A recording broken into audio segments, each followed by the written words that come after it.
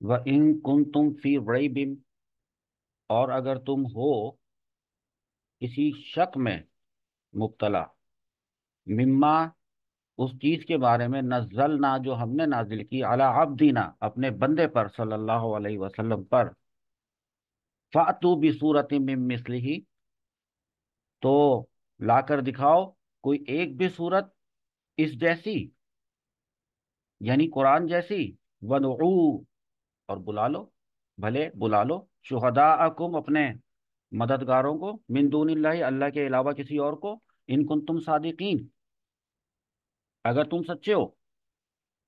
تو فرمایا کہ اگر تمہیں شک ہو اس چیز میں جو ہم نے نازل کیا اپنے بندے حضرت محمد صلی اللہ علیہ وآلہ وسلم پر، قرآن، تو لا کر دکھاؤ، چیلنج، لے کے آؤ ایک صورت بھی اس جیسی، اور بلا لو اپنے حمایتیوں کو جو تمہاری مدد کریں، ایک بھی صورت لانے میں، بنا کر لانے میں، اگر یہ اللہ کا کلام نہیں ہے۔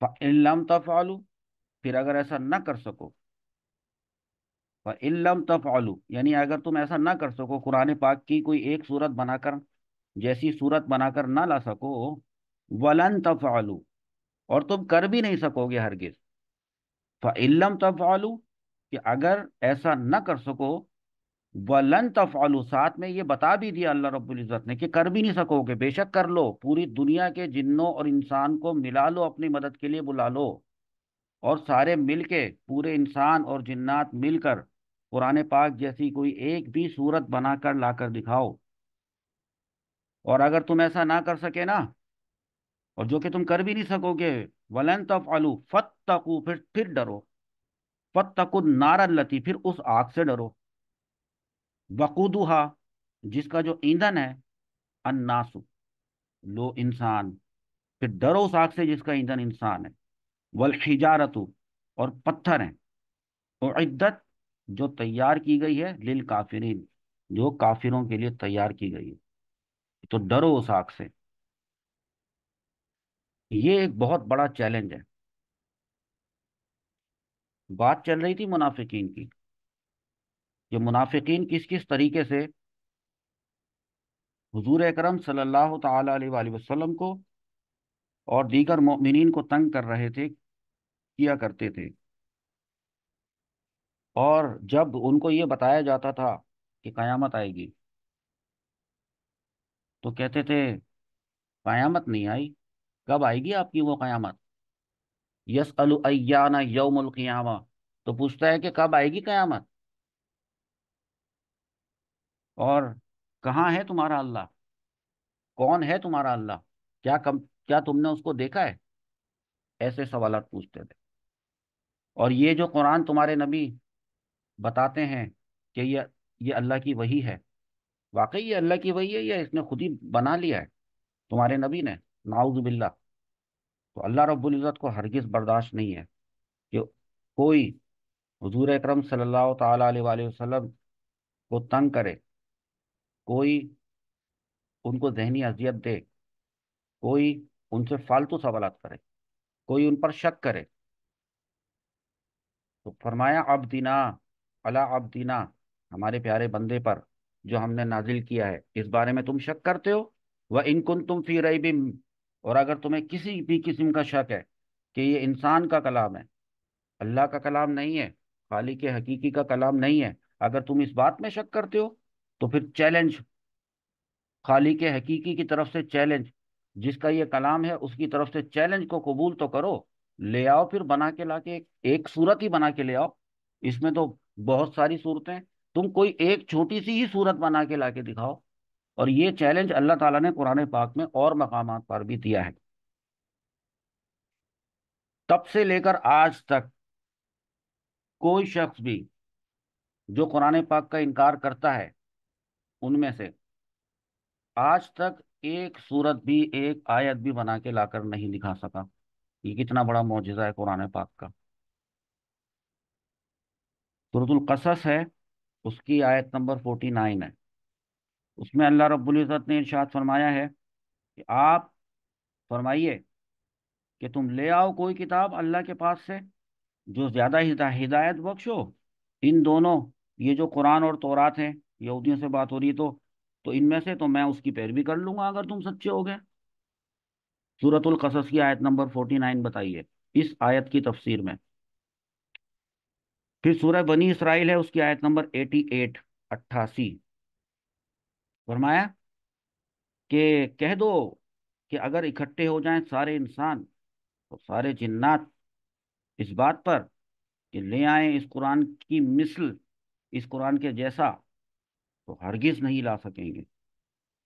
अगरचे वो हो जाएं एक दूसरे के मददगार, सारे के सारे जिन्नात, सारे के सारे इंसान।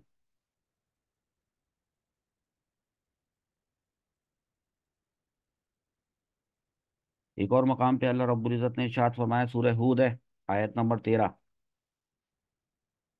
अम यकूलून अफ्तराहु, क्या कुफार ये कहते हैं कि इसने ये कुरान इफ्तिरा कर लिया है, खुद गढ़ लिया है हमारे प्यारे नबी सल्लल्लाहु अलैहि वसल्लम के बारे में। कुल, कह दें इनसे, फ़अतु बी अशरी सूरत सुवरिन, आप इनसे पूछें, मिन मिस्लिही, आप इनसे पूछें, इनको चैलेंज दें कि अगर ऐसा है कि ये कुरान हमने घड़ लिया है, तो तुम भी ले आओ 10 सूरतें।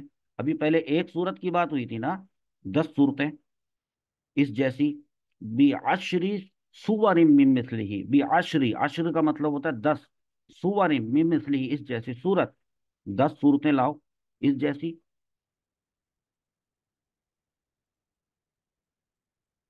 और बुला लो अपनी मदद के लिए जिसको बुला सकते हो अल्लाह ताला के सिवा, अगर तुम इस इल्जाम तराशी में सच्चे हो।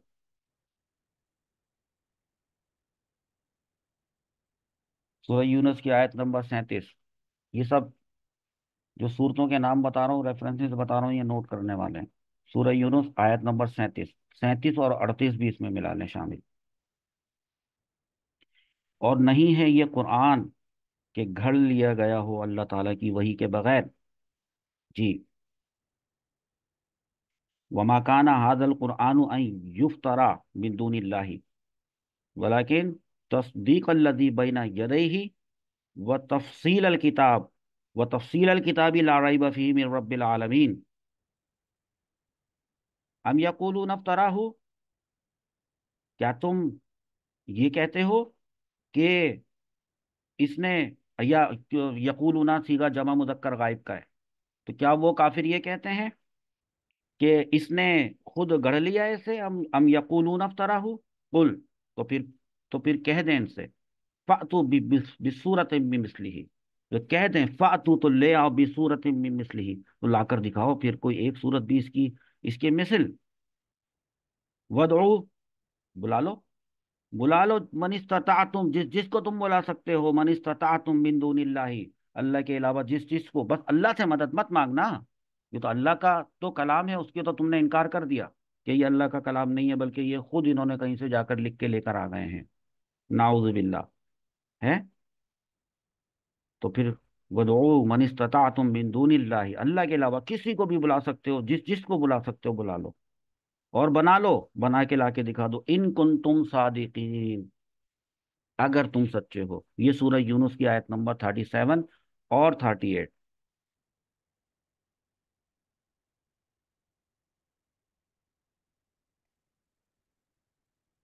अल्लाह अकबर।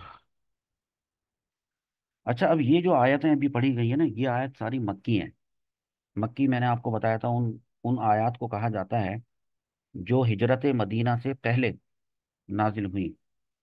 फिर मदीना मुनव्वरा में जब हुजूर अकरम सल्लल्लाहु ताला अलैहि वसल्लम तशरीफ ले आए, तो उसके बाद भी मदीना मुनव्वरा में भी इनको चैलेंज दिया। और फिर ये वाली आयत नाजिल हुई ना, जो हम पढ़ रहे हैं अभी, व इन कुन तुम फी रैबिम, अगर तुम शक में हो, मिम्मा नज़्ज़लना अला अब्दीना, जो हमने अपने बंदे मोहम्मद सल्लल्लाहु अलैहि वसल्लम पर उतारा है, फातू भी सूरत मिन मिस्लिही, तो कुरान की मिसल एक सूरत ही बना कर ले आओ।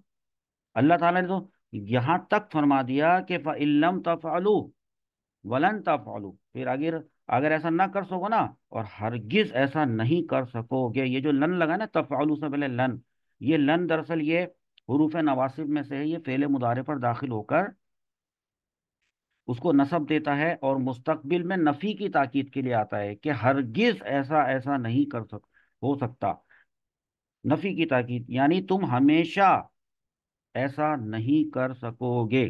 یہ بھی ایک معجزہ ہے اللہ تبارک و تعالیٰ کا کہ قطعی طور پہ قطعی پیشن گوئی فرما دی۔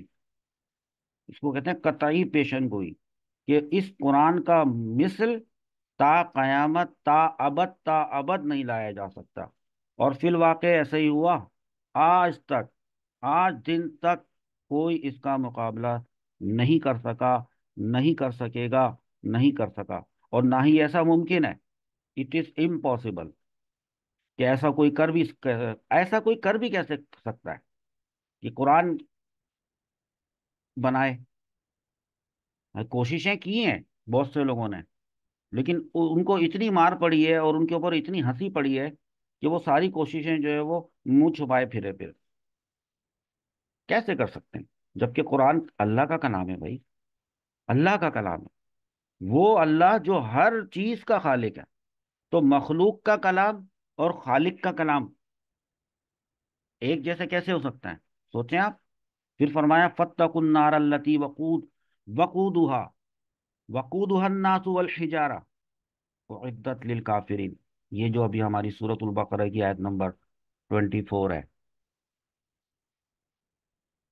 اس سے یہ جو لکھا نا وقود، وقود، یہ جو لفظ ہے وقود، یہ وقود کا مطلب کیا ہوتا ہے؟ اس سے مراد وہ چیز ہے جو آگ کو جلانے کے لیے یا بھڑکانے کے لیے اس میں ڈالی جاتی ہے۔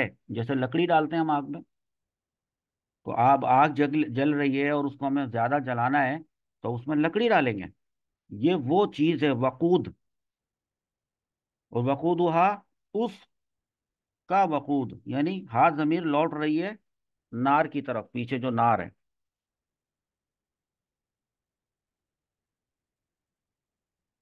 جیسے لکڑی ابھی میں نے بتایا، ایندھن، ایندھن کہتے ہیں، ہاں ایندھن، جیسے آپ لوگ کوئلے وغیرہ ڈالتے ہیں آگ میں۔ جیسے کہ اللہ رب العزت نے سورۃ الجن میں فرمایا ہے، اس کی آیت نمبر 15 بتا رہا ہوں۔ وَأَمَّا الْقَاسِطُونَ، اور وہ لوگ جو حق سے منحرف ہوئے، وَكَانُوا لِجَهَنَّمَ حَطَبًا، تو وہ جہنم کا ایندھن ہے، وہ خود ہی جہنم کا ایندھن ہے۔ اب یہاں پہ ایندھن کی بات چل رہی ہے کہ وہ جو لوگ حق سے منحرف ہوئے، وہ بطور ایندھن جنت میں جلائے جائیں، ان کے ذریعے سے، ان کے جسموں کے ذریعے سے جہنم کی آگ کو بھڑکایا جائے گا۔ یہ سمجھ میں آیا بات آپ کو؟ اور فرمایا اے مشرکو، تم اور جن بتوں کی تم عبادت کیا کرتے ہو اللہ تعالیٰ کو چھوڑ کر، سب جہنم کا ایندھن ہوں گے۔ اس کے لیے جہنم کو بھڑکانے کے لیے کوئی اور چیز نہیں ڈالی جائے گی، تمہیں ہی ڈالا جائے گا۔ جہنم کی آگ تمہارے ذریعے سے بھڑکے گی، جیسے کہ تیل ڈالا جائے اور لکڑی ڈالی جائے۔ فرمایا تم اور جن بتوں کی تم عبادت کیا کرتے ہو وہ بھی سب کے سب جہنم کا ایندھن ہوں گے، تم اس میں داخل ہونے والے ہو۔ سوچو، اگر یہ بت جن کی تم پوجا کرتے ہو یہ خدا ہوتے ہیں تو جہنم میں ہرگز یہ داخل نہ ہوتے، اور جھوٹے خدا اور ان کے پجاری سب کے سب اس جہنم میں رہیں گے۔ پتھر سے مراد ابھی جو یہ اس میں نے آپ کو پڑھ کے بتایا، اس میں پتھر، اس میں پتھر کا ورڈ ہے الحجارہ، حجارہ، جو پتھر کو کہتے ہیں۔ پتھر بھی ڈالے جاتے ہیں آگ میں۔ پتھر سے مراد یہاں کیا تفسیر میں لکھا ہے، تفسیر ابن کثیر کے یہ پیج نمبر 117 پر، کہ یہاں پہ پتھر سے مراد، مفسرین لکھتے ہیں پتھر سے مراد یہاں گندھک کا بڑا کالے رنگ کا سخت بدبودار پتھر ہے، گندھک کا۔ گندھک سمجھتے ہیں؟ گندھک، یہ گندھک ایک ایسی چیز ہے یہ جب گرم ہو جائے تو سب پتھروں میں سے زیادہ گرم ہو جاتا ہے، بہت گرم۔ اللہ تعالی ہمیں اس سے پناہ میں رکھے۔ حضرت عبداللہ ابن مسعود رضی اللہ تعالیٰ عنہ سے مروی ہے، اب دیکھیں حضرت عبداللہ ابن مسعود رضی اللہ تعالیٰ عنہ کا نام آ گیا ہے، یہ آپ نے نوٹ کرنا ہے۔ روایت فرماتے ہیں بیان کرتے ہیں کہ گندھک کے ان پتھروں کو زمین اور آسمان کی تخلیق کے وقت ہی آسمان پر اللہ تعالیٰ نے پیدا کر دیا تھا کفار کے لیے۔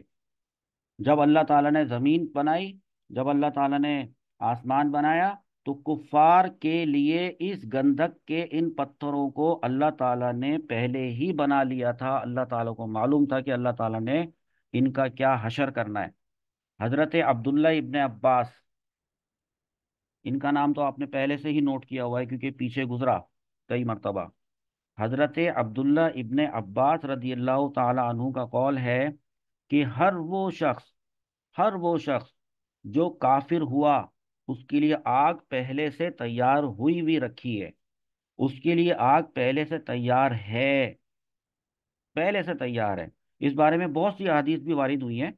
ایک دوسری حدیث میں ہے کہ آگ نے اپنے رب سے اجازت طلب کی ہے، سنیں، آگ نے اپنے رب سے، اچھا کون سی آگ نے بھائی؟ جہنم کی آگ نے، جہنم کی آگ نے اپنے رب سے اجازت طلب کی کہ اے میرے رب، میرا بعض حصہ بعض حصے کو کھا رہا ہے۔ آپ کو پتہ نا کہ آگ جلاتی ہے، تو آگ جلاتی ہے تو آگ اپنے آپ کو بھی جلاتی ہے۔ آگ میں جو بھی چیز ہوگی وہ جلے گی، تو آگ میں تو آگ بھی ہوتی ہے، تو آگ بھی جلے گی۔ تو اللہ تعالیٰ سے عرض کرتی ہے آگ کہ اے میرے رب، میرا بعض حصہ میرے بعض حصے کو کھا رہا ہے۔ تو اللہ تعالیٰ نے اسے 2 مرتبہ سانس لینے کی اجازت دے دی۔ سانس لینے کی، کس کو؟ آگ کو۔ آگ کو اللہ تعالیٰ نے اسے 2 سانس لینے کی اجازت دے دی، ایک موسم سرما میں، ایک موسم گرما میں۔ سردیوں میں 1 مرتبہ سانس لیتی ہے اور گرمیوں میں 1 مرتبہ سانس لیتی ہے۔ ہیں جی، 118 صفحہ نمبر 118 تفسیر ابن کثیر، یہاں پر یہ حدیث لکھی ہے، حضرت عبداللہ ابن مسعود رضی اللہ تعالیٰ عنہ کی روایت۔ فرماتے ہیں کہ ہم نے ایک مرتبہ کسی چیز کے گرنے کی بڑی زوردار آواز سنی۔ رسول اللہ صلی اللہ تعالیٰ علیہ وآلہ وسلم کے ساتھ صحابہ کرام موجود تھے۔ حضرت عبداللہ ابن عباس رضی اللہ تعالیٰ عنہ فرماتے ہیں کہ ایک مرتبہ ہم نے نا بہت زبردست زوردار کسی چیز کے گرنے کی آواز سنی، تو ہم نے عرض کی کہ یا رسول اللہ، یہ کیسی آواز تھی؟ تو آپ صلی اللہ علیہ وآلہ وسلم نے فرمایا یہ ایک پتھر کی آواز تھی، یہ وہ پتھر ہے جسے 70 سال پہلے جہنم میں پھینکا گیا تھا، اب جا کے گرا ہے وہ تہ میں جہنم کی۔ سنا آپ نے؟ اب چلیں آگے ایک اور حدیث کی طرف۔ حضرت عمر بن العاص رضی اللہ تعالی عنہ، نام آ گیا بھائی۔ یہ جو حضرت عمر ہے نا، عمر، ان کے نام کے را کے بعد واو آتا ہے، پڑھا نہیں جاتا، بہت سے لوگ اس کو عمرو پڑھتے ہیں، عمرو غلط ہے، آئین پہ زبر ہے، آئین پہ زبر ہے، عمر، آئین، میم، زبر، ام، را ساکن، عمر بن العاص رضی اللہ تعالیٰ عنہ۔ اللہ تعالیٰ ان کی برکتوں سے بھی ہمیں سرفراز فرمائے، آمین۔ فرماتے ہیں کہ ایک وفد، یعنی ایک ڈیلیگیشن، وہ لے کر، حضرت عمر بن عاص وہ لے کر مسیلمہ کذاب سے ملنے گئے۔ کس سے؟ مسیلمہ کذاب۔ یہ وہ بدبخت انسان تھا جس نے نبوت کا جھوٹا دعویٰ کیا تھا اور یہ کہتا تھا کہ میں نبی ہوں۔ کب؟ جب خود رسول اللہ صلی اللہ تعالی علیہ وآلہ وسلم مدینہ منورہ میں تشریف فرما تھے، تب اس نے اپنے علاقے میں، وہاں پر اس نے اعلان کر دیا تھا کہ میں نبی ہوں۔ اور بعد میں پھر حضور صلی اللہ تعالیٰ علیہ وآلہ وسلم، بڑا واقعہ ہے اس کا، پھر کبھی بتاؤں گا، کہ حضور اکرم صلی اللہ تعالیٰ علیہ وآلہ وسلم سے ملتا ہے ایک مرتبہ آ کر، اور کہتا ہے کہ ایسا کریں، آدھی نبوت آپ دے دیں، آپ رکھ لیں، آدھی نبوت مجھے دے دیں۔ اس طرح کی بہکی بہکی بات کرتا ہے۔ ایک مرتبہ حضور اکرم صلی اللہ تعالیٰ علیہ وآلہ وسلم کسی کسی غزوہ سے واپس جا رہے تھے، تو راستے میں کہیں ٹھہرے، تو کیا پوچھ کے وہاں پر جا کر ان سے ملتا ہے، کہتا ہے کہ آدھی دنیا کی آپ لے لیں، آدھی دنیا کی مجھے دے۔ حضور اکرم ایک لکڑی پڑی ہوئی تھی کھجور کی، بیکار سی، فرمایا کہ یہ تیری اوقات تو اتنی بھی نہیں ہے کہ یہ لکڑی بھی تجھ کو دوں، یہاں سے دفع ہو جا۔ بعد میں گیا اپنے علاقے والوں کے پاس، تو پوچھتے ہیں اس کے لوگ کہ کیا ہوا، تمہاری ملاقات ہوئی؟ تو کیا ہوا؟ تو کہتا ہے کہ جھوٹ بولتا ہے، کہتا ہے کہ محمد سے میری ملاقات ہوئی صلی اللہ علیہ وسلم، اور انہوں نے مجھے آدھی دنیا کی نبوت دے دی۔ جھوٹ بولتا ہے، جھوٹ بولنے والے کو کہتے ہیں کاذب، اور بہت زیادہ دنیا کے سب سے بڑے جھوٹے کو کہتے ہیں کذاب، تو اس کا نام ہے مسیلمہ کذاب۔ بہرحال بعد میں حضرت ابوبکر صدیق رضی اللہ تعالیٰ عنہ نے اس کے ساتھ جنگ کی تھی، اور اس جنگ میں یہ مارا گیا تھا۔ حضرت عمر بن عاص، ابھی ہماری بات کیا چل رہی ہے؟ وَإِن كُنتُمْ فِي رَيْبٍ مِّمَّا نَزَّلْنَا عَلَىٰ عَبْدِنَا، اگر تم شک میں ہو اس چیز کے بارے میں، ہمارے قرآن کے بارے میں، ہماری وحی کے بارے میں، جو ہم نے نازل کی ہے اپنے بندے حضرت محمد صلی اللہ علیہ وآلہ وسلم پر، تو فَأْتُوا بِسُورَةٍ مِّن مِّثْلِهِ، تو لا کر دکھاؤ، بنا کر لا کر دکھاؤ کوئی اس جیسی ایک صورت۔ اگر یہ کسی انسان کا کلام ہے تو تم بھی انسان ہو، تم بھی بنا کے لا کے دکھا دو کوئی ایک صورت من مثلہ، اور تمہیں پوری آزادی دیتے ہیں وَادْعُوا شُهَدَاءَکُمْ،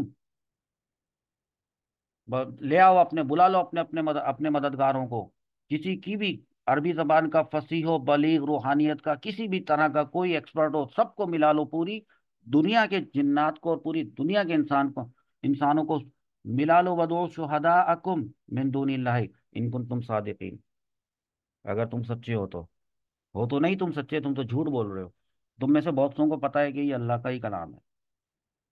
تو حضرت عمر بن عاص رضی اللہ تعالیٰ عنہ وہ فرماتے ہیں کہ وہ ایک مرتبہ وفد لے کر مسیلمہ کذاب، خبیث، منافق کے پاس ملنے گئے۔